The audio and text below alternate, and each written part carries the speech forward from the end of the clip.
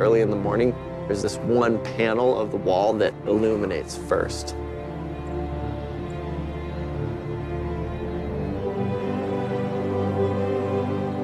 And that's why it's called the Dawn Wall. The last unclimbed big swath of stone. I had looked at it a little bit before and knew that it was way too hard, like I'd never be able to do it. But As a kid, Tommy was slow at everything. He had a lot of difficulty in school. The teachers actually at one point told us that he was mentally retarded and would never learn. I was like developmentally delayed through probably still, honestly. I was this very fragile little kid, incredibly shy. Tommy was small. He was way behind. Didn't crawl until he was over 2. I think my dad felt the best way to prepare this fragile little kid for the world was to toughen him up a little bit. And so he took me on all these adventures. 3 years old, strap on the skis. Camping in a snow cave during the blizzard. Every summer, we'd go to Yosemite with my family, and my dad would take me climbing on these giant walls. Some of the craziest climbing stunts you could ever do. And he did it with a 6-year-old. He was loving, but he definitely let me suffer. The word that was in my mind was resilience. Seems to me one of the best gifts you can give your kid is an ability to deal with adversity. So Tommy was 16, and Snowbird held the Snowbird Invitational that year. This big climbing competition. We thought we'd drive over there and watch the comp and get some autographs. We just went there to be fans, really. And the day before the big competition, they had a citizens comp that anybody who shows up can enter. So I entered that, my first competition ever. Well, Tommy won. And I don't know if this is an official policy or just something they dreamt up on the spot, but they asked Tommy if he wanted to enter the World Invitational the next day. Hello, everyone. I'm James Brown, and welcome to Snowbird, Utah, for the International Sport Climbing Championship. Expert climbers will test their skills against a man-made 120-foot wall. There were 12 competitors, The icons of climbing. and it was so intimidating. So it's going to be a very challenging field. In fact, Tommy's the only one in there that we haven't heard of before. Nobody had ever heard of me. I was just like this scrawny little kid. I was videoing Tommy as he goes climbing up this thing. Come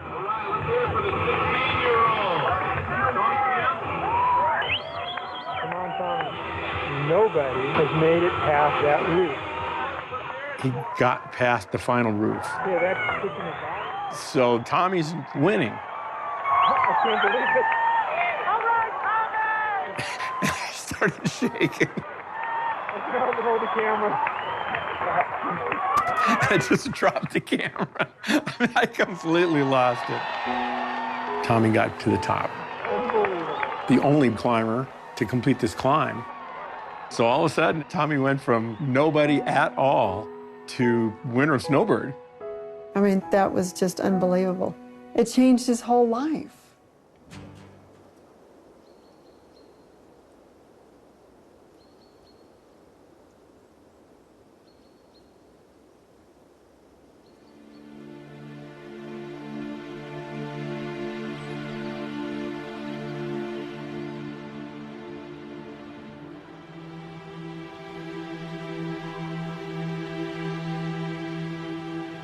Yosemite is known as the Mecca of world rock climbing. And the crown jewel of this Mecca is El Capitan. It's just this iconic 3,000-foot high monolith. When you see that thing for the first time, I mean, it takes your breath away. The steepest, blankest, sort of most forlorn, impressive part of El Cap is the Dawn Wall. People have done a handful of free climbs up El Cap to the right and to the left. But the Dawn Wall has never been climbed. Just the sheer magnitude of blank rock on the thing. I mean, it just looks impossible. Until Tommy Caldwell came along, nobody had actually considered trying it. If Tommy and Kevin can actually do this, it will be the most continuously difficult rock climb ever done. Nothing else is even close to it. It's December 27th, and we're planning on heading up for like 2 weeks plus. We'll see. The goal is climb it in a single push, which means we're gonna leave the ground, live on the wall, and not come down until we're done. We're going for it. I'm nervous. We've put in so much work leading up to this moment. And there's nothing left to do but just take a couple deep breaths and start climbing. Day one. Yep. It's gonna be awesome. The Dawn Wall itself is 3,000 feet tall. The route that they think they have figured out is comprised of 32 individual pitches. Each pitch is its own challenge, like the stages of a race. A pitch is a rope length long, about 150 feet or so, and ends at a ledge or a natural resting place on the rock. Yeah, man, good work. When you end the pitch, you anchor yourself to the wall. Okay, take one down, 30-something to go. And hold the rope or belay as your partner comes up.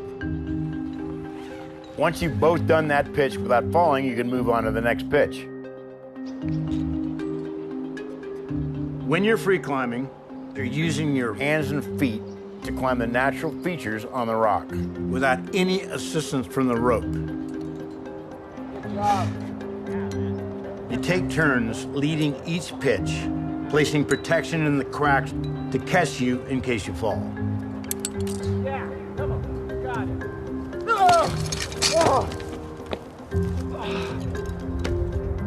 If you fall, you just go back down to the beginning of that pitch, and then the other guy tries it. They have a certain number of pitches they're trying to get through each day to stay on track to finish this climb. The first few pitches are relatively easy.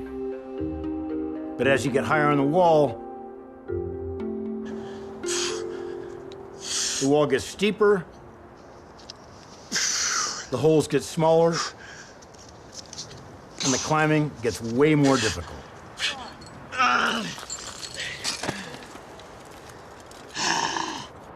It's hard to articulate the level of detail that's required.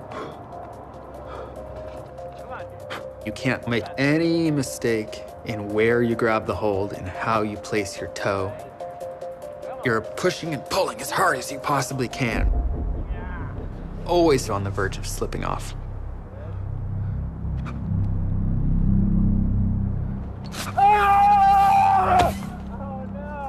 The next day is going to be more of the same, but harder, and it's going to go on day after day.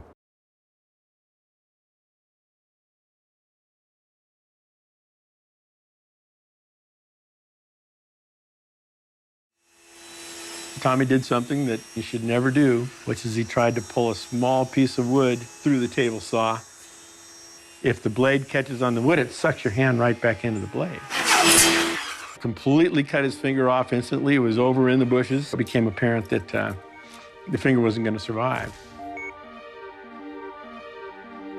This one doctor who was a climber came in and told Tommy that he was going to have to come up with a new career now. There's no way he was going to make it as a climber any longer. Oh, that was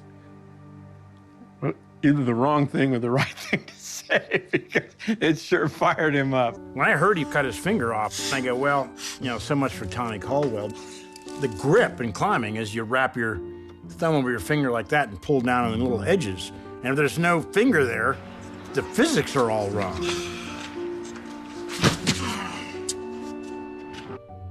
I knew it wasn't going to be easy.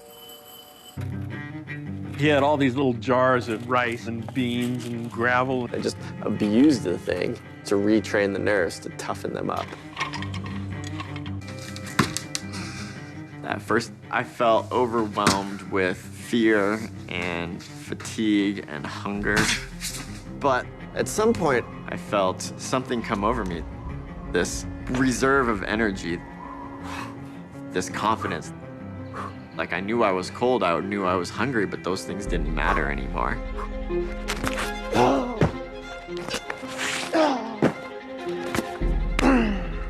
I think we all have this idea of where our limits lie.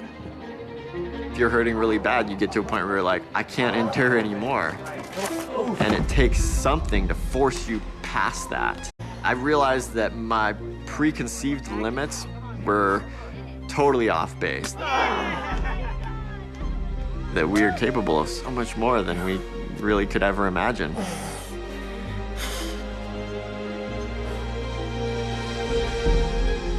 There's this really hard climb nobody had done that he tried the year before he cut off his finger and he couldn't do it. Come on, Tommy! A year later, he came back without the finger and he did it. He cuts off his finger. Oh, no big deal. I'll just get better after that. I have no idea how that's possible. Tommy spent an entire year swinging around looking for a route up the Don Wall, trying to connect the dots from the bottom all the way to the top so you can someday hope to free climb the whole thing. Eventually, I found a route that seemed like it was theoretically possible. Like I found the path through the maze, maybe. But I realized there was no way I was gonna be able to do this alone. It's just a monumental project. There's 2 bolts and then an old bolt. I didn't know what we were up against, but I was going on faith that this is Tommy's world. He's got the clear vision of what this could be, and I'm just gonna trust that.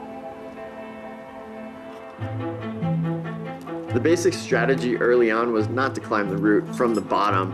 It was to identify the hardest sections and focus on those first. There were all these question marks. Come on, Tommy. Okay, take there. Well, I got the crystal with my right hand instead of my left. Working it out. Constantly working it out. Early on, most of it was figuring out what didn't work.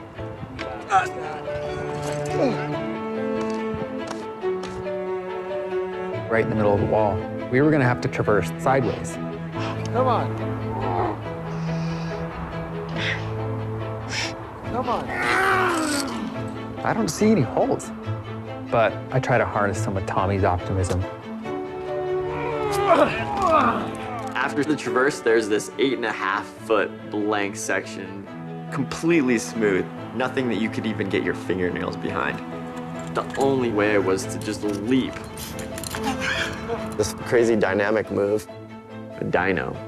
I didn't really believe it would be possible until I saw Kevin try it. Oh, yeah, man, we close. He showed me that it was. Come on, all you got. Above the dyno, you have pitch after pitch of super smooth granite, extremely polished. Because of Tommy's missing index finger, he's using his thumbs in crazy ways.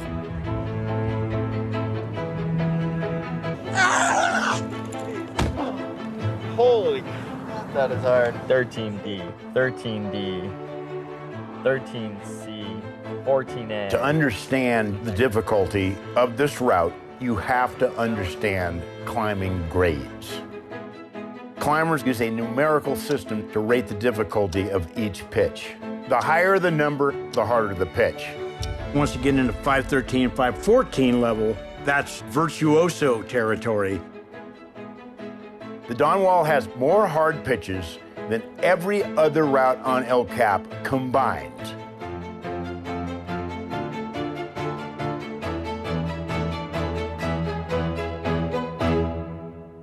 I always thought it was futile in terms of doing the whole thing. Man, this is a pipe dream, man. Come on. The next few years were a grind. Coming back every spring and every fall for months at a time. Come on! Living on the wall takes a huge toll. This is what El Cap does to your feet. There were always new problems to face. Get out of here! Come on, Kevin. Do it, man. Oh! Really close. Oh, I sprained my ankle.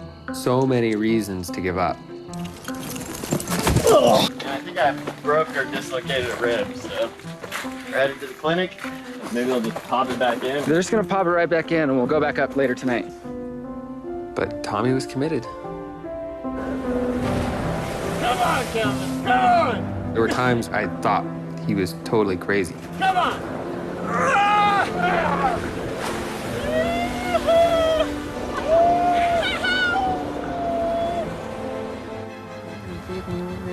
He was going through emotional agony.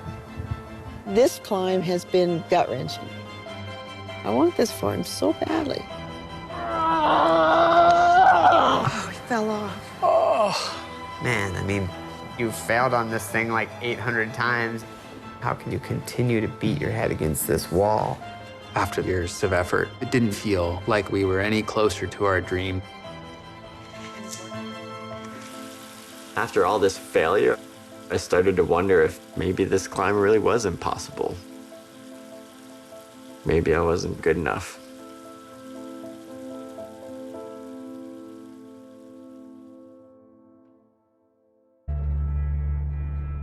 The hardest individual part of this 3,000-foot puzzle is the traverse.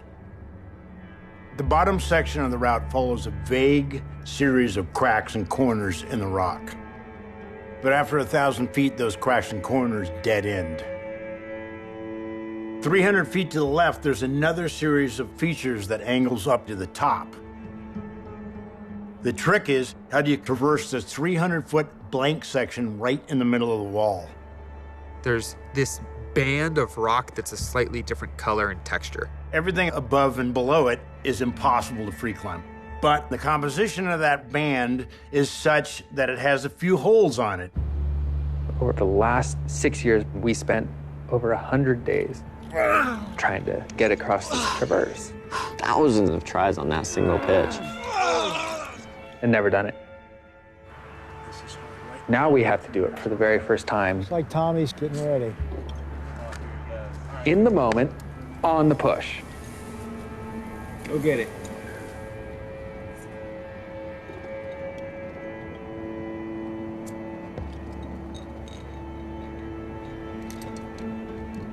It's really unnerving. You're just waiting to slip off at any moment.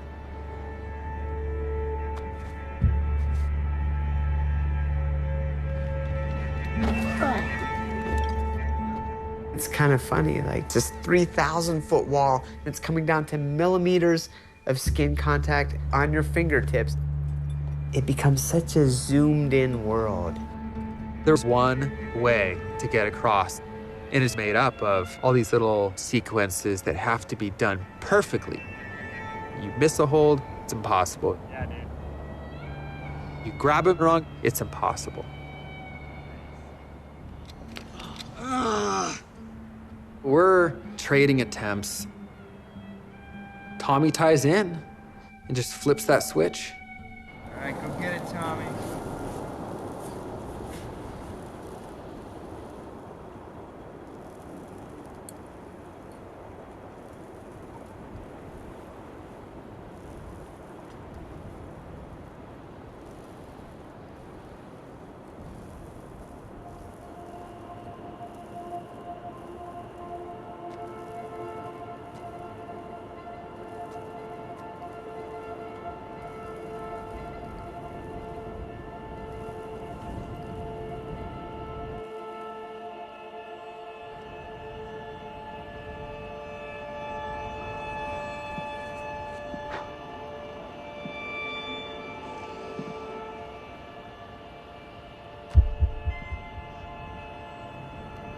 You grab these sharp holds, like razor blades.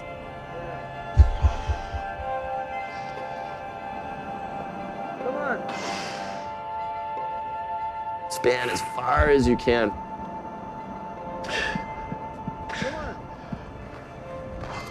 So stretched out.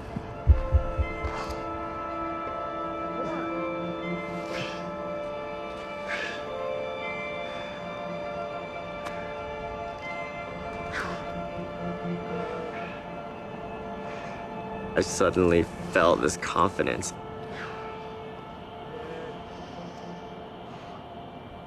I knew exactly how each finger was going on to each hold, where the little ripples on the rock were digging into my shoes.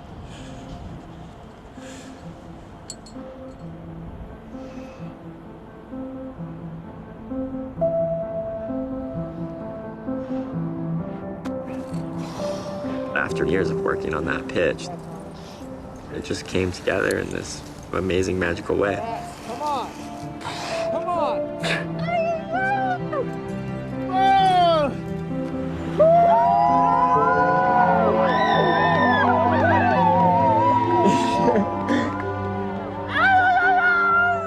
When I heard that Tommy had done pitch 15, I was like, you gotta be kidding me. For the first time, these guys actually have a shot at maybe doing this thing. When Tommy got across, it was a big moment. Everything was rolling, and now it was my turn.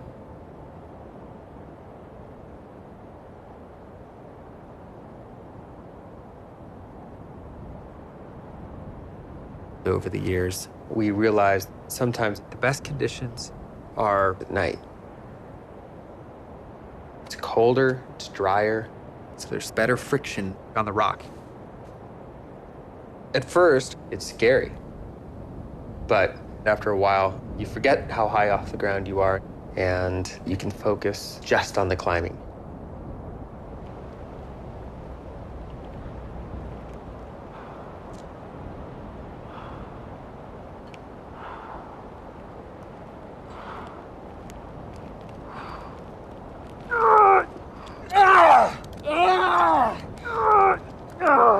Tried it a few times. I wasn't that close. We rappelled back to our camp below the traverse. I was stoked for Tommy, a little stressed for myself. So Tommy's made it through the traverse. He still has to get past the dyno and the long run to Wino Tower.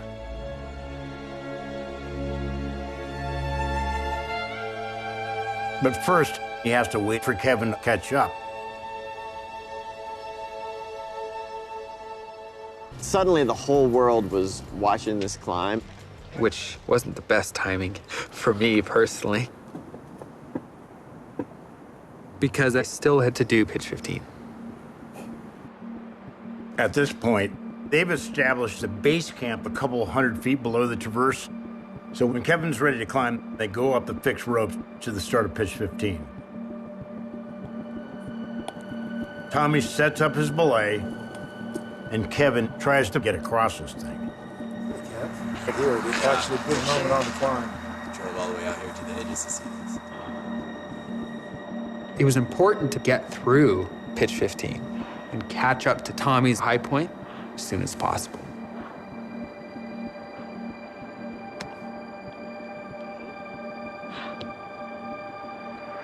Come on, Kev, we got it.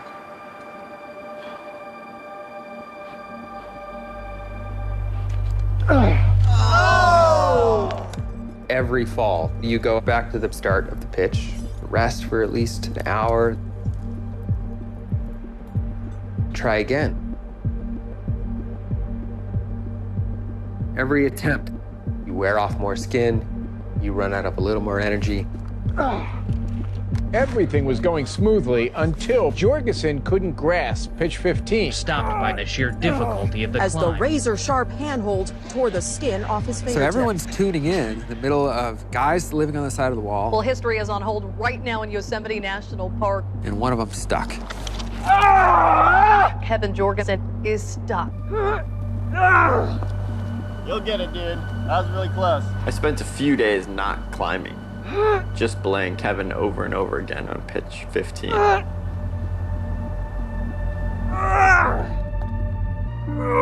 just kept falling and falling. I had honestly started to lose hope that he was going to do it. I felt like I had to continue. So they devised a plan. Tommy's going to press on and try the dyno pitch, hoping that Kevin eventually will get across 15 and he can catch up. That night, we go up our fixed lines, and I belayed Tommy on pitch 16, the dyno pitch. You know, I had tried the dyno move hundreds of times over the years.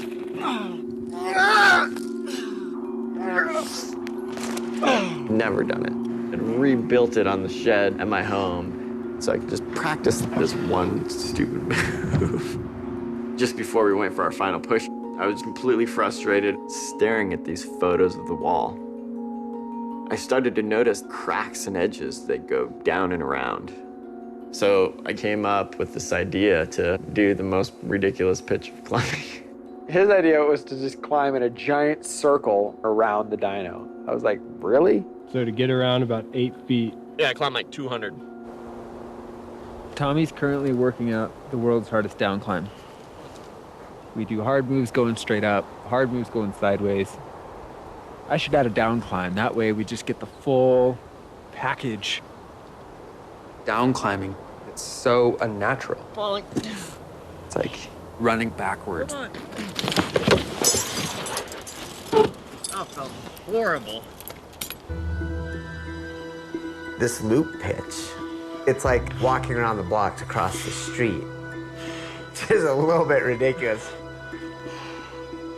But it's also kind of brilliant. Come on.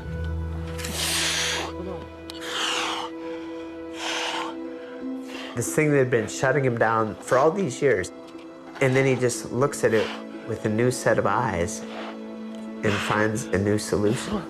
Yeah!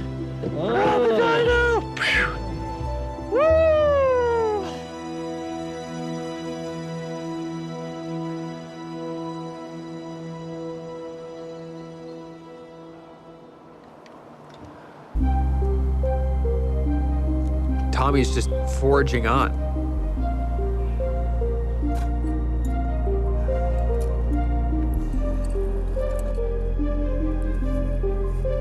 Every pitch gets him further away from where I'm stuck. One more down. There's so much distance between our high points that I'm not gonna be able to close that gap in a reasonable amount of time unless I do this. Tommy, do you have the ibuprofen? Oh, yeah. After 2 days resting, I felt resolved. This was the day it had to happen. It's still pretty warm out, so I'm gonna wait a few more hours for the temperatures to drop even more to give myself every bit of friction you can. You ready? Ready as I'm ever gonna be.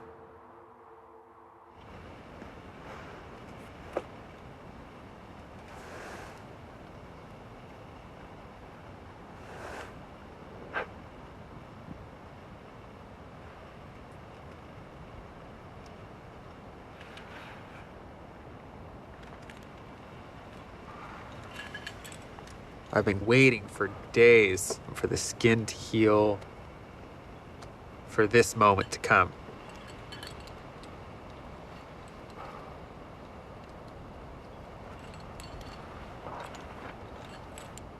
There's a nice cold breeze blowing up the wall. I felt weightless. I was just floating across the pitch.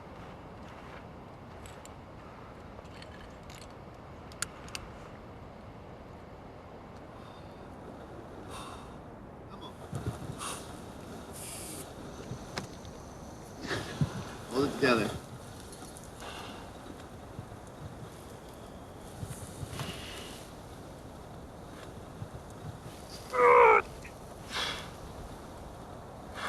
Come on, Kevin. Do it, man. You got it. Come on. You got it. Come on. Find it. Good. Come on. Oh, that was so good, dude. Everything was perfect, and I still didn't do it. I tried 4 times that night. Just kept falling.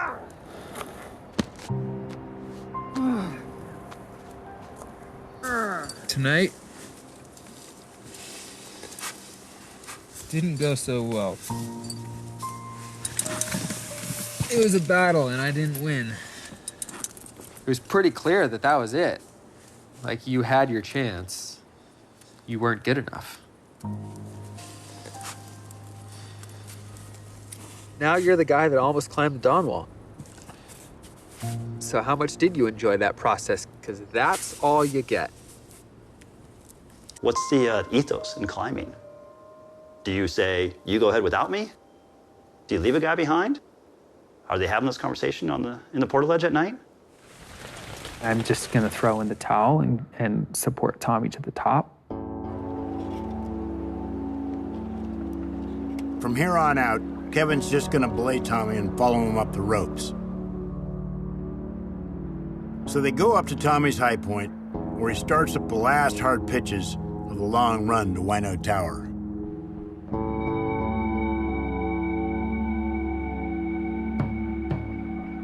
There I was, watching Tommy climb with so much confidence toward the completion of this dream.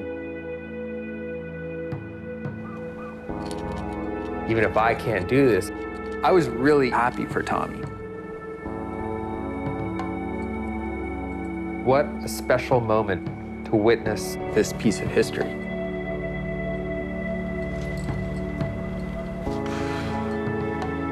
And I was there to help Tommy realize this vision.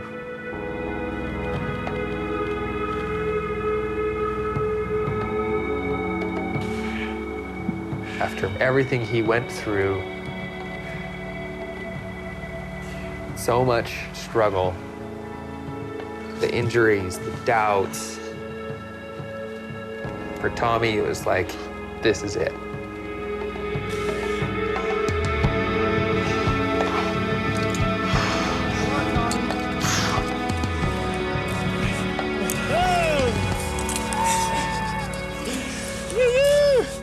Feels good. I'm down in the meadow watching Tommy trying to get to Wino Tower, which is the next big feature above them. It's this mythical landmark about 2/3 of the way up El Capitan. This 3-foot pedestal, 2,000 feet up the wall. The first horizontal ledge where you can stand up, sit down, lie down on the entire route. And it signifies the end of the hardest climbing. One more hard pitch to get to Wino Tower. It's crazy. For years, I envisioned this moment of getting to Wino Tower. So I'm freaking out inside. Climbing really tense and kind of like shaking nervous. Keep breathing, dude.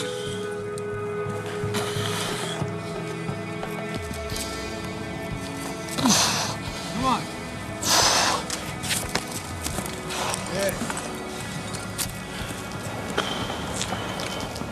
Just trying to calm myself down enough to make it through a final last little bit. Oh. Oh! Yeah!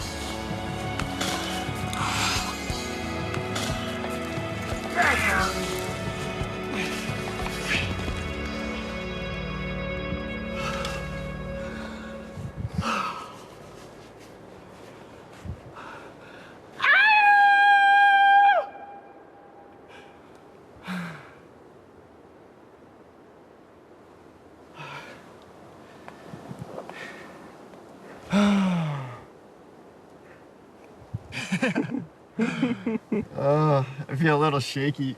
I think I might pass out. I can't believe I'm here right now.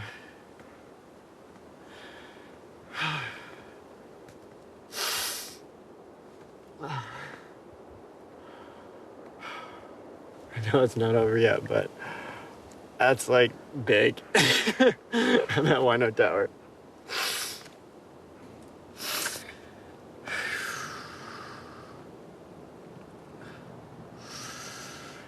What are you feeling? I want Kevin to experience this too, for sure. It was this huge victory, but it was totally trumped by the fact that Kevin wasn't going to do it with me. Suddenly, I just felt alone. I think Kevin probably did too.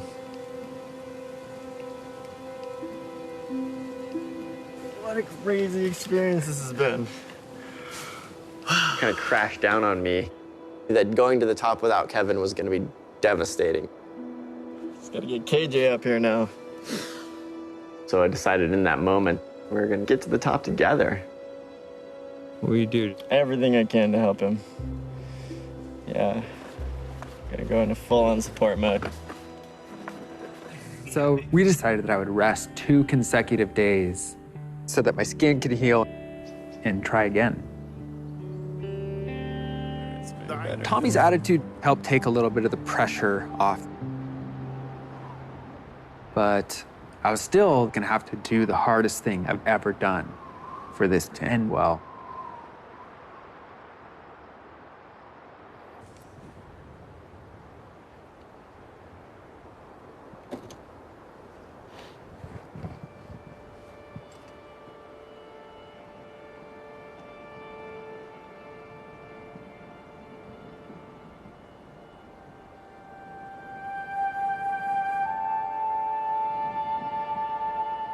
I don't remember the first 50 feet of that pitch.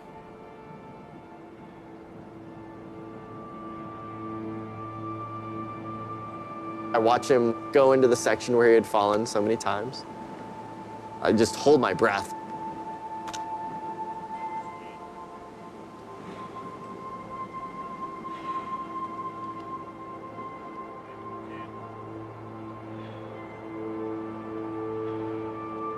You pull as hard as you can. Move your feet.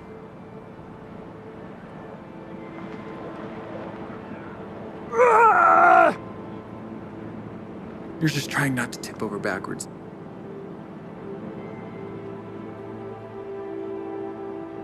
Put the heel on it. Slide the hand up.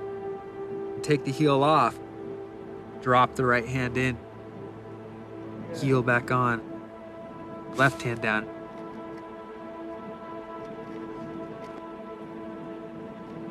Heart rate starts to go up. My adrenaline starts going because he's still hanging on in this place that he had fallen so many times.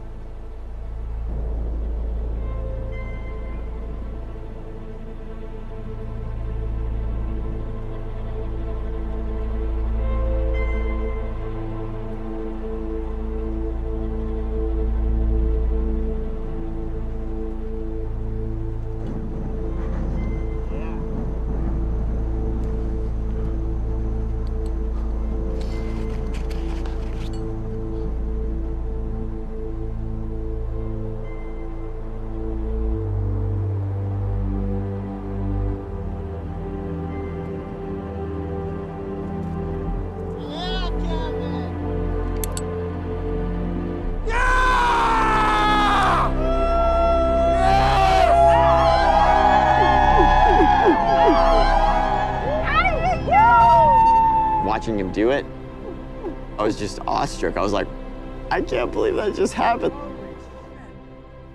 He did it. He actually did this thing, right? You're like, what? After 7 days, Jorgensen got past the most finally did make it. Kevin Jorgensen conquered pitch 15. Yes, he made it, and now it's upward. And you start thinking, well, are his fingers okay? Can he do 16, 17? Is this over yet? I had just finished the hardest pitch of my life, and I couldn't even celebrate. I just need to catch up. The next pitch has this big dyno that's so hard that Tommy can't do it. He's got to climb around it. There's no way that I'm going to try Tommy's crazy loop pitch. So that same night, I start trying the 8.5-foot dyno.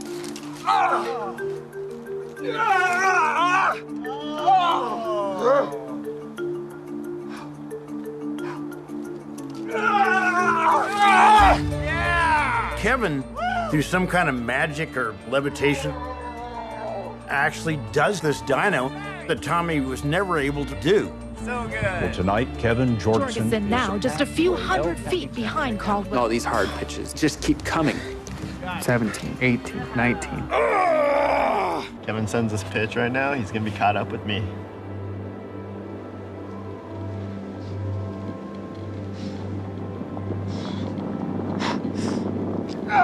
Yes! Nice one, Kevin. I just remember seeing Tommy at the anchor and having such a huge wash of gratefulness. I can't believe we're here.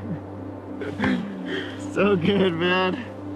Oh. We're reunited in our high points now. I can't believe I did it. Going up from there on out, together to the top. After 19 days, Tommy Caldwell pulling himself over the edge of the Don Wall.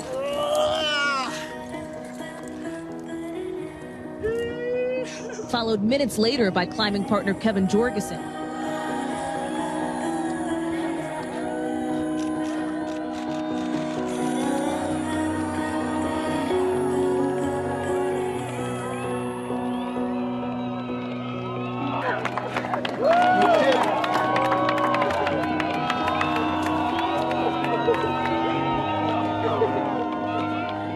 There aren't a lot of moments that kind of choke me up in sports anymore. I've been doing this too long. I'll never forget that scene of them, rejoicing. I've totally fallen in love with that piece of rock. It's been a big centerpiece of my life, and I just feel so thankful every day.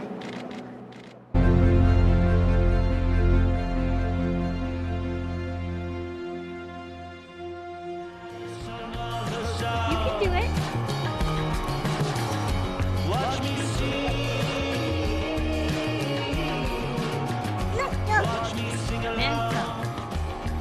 Manta, come on, try hard.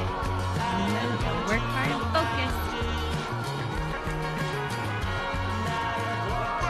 You can do it. You're working really hard.